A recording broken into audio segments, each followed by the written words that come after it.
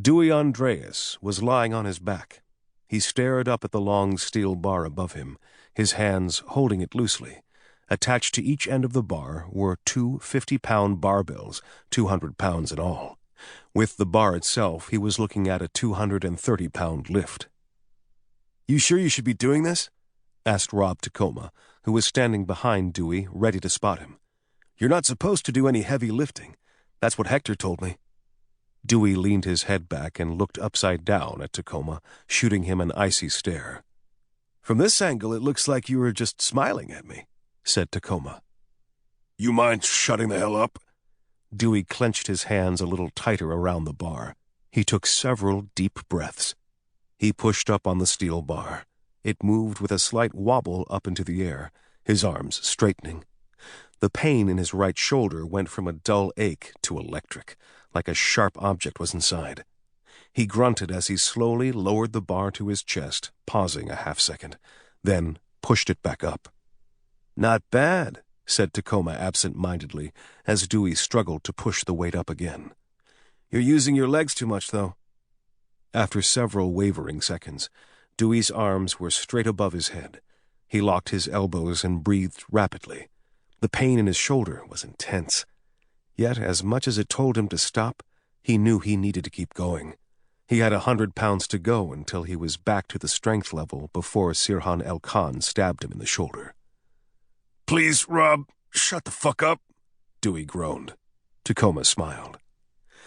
Dewey was the only individual who made him understand what it was like to have an older brother.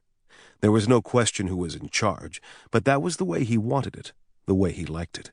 Sure, there had been other mentors in his life, upperclassmen on the UVA lacrosse team, older SEALs who took him under their wing. After the Navy, other agents within Special Operations Group who helped him out, who showed Tacoma a trick or two. But Dewey was different. He was the only operator Tacoma had ever met whom he knew he could not defeat in battle, unless luck was involved. He was the only man who'd ever made him wish he had an older brother. The last month had been a blast. Katie was off in Rwanda, spending 6 weeks volunteering along with a group of 6 other CIA agents, working to create a more secure route for food shipments into the region. Katie was his business partner, and her hiatus had given Tacoma time to hang out and help Dewey recover from the nearly fatal knife wound. Dewey enjoyed it too. The problem was, at certain times, Tacoma acted like that little brother Dewey never had. Little brothers sometimes couldn't resist the temptation to make things difficult for their older brothers. Dewey let his arms bend and lowered the barbell, where it touched his chest, harder this time, slamming against his breastplate. He pushed up, grunting loudly, the entire barbell wobbling as if it might at any moment drop like a ton of bricks on top of him. "Have you ever considered getting a llama, Dewey?" asked Tacoma.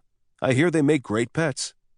Dewey's face suddenly contorted as he tried not to laugh, but it was no use. The barbell dropped as his arms went weak. It sank rapidly. Just as it was about to land on his chest, Tacoma leaned down and grabbed it. With relative ease, he lifted it and set it back on the brackets. Dewey's eyes were closed, his face was bright red, and he fought to catch his breath. Finally, he opened his eyes and looked at Tacoma. "You're an asshole, you know that?" Dewey sat up, still trying to catch his breath.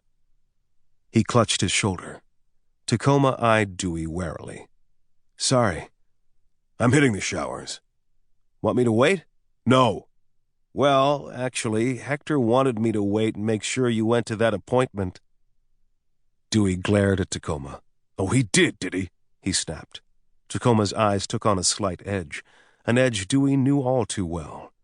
Beneath Tacoma's disheveled frat boy exterior lurked an altogether different person, an ex-Navy SEAL with martial and paramilitary skills that were rare, a cold, deadly serious, brutally tough individual who'd twice saved Dewey's life.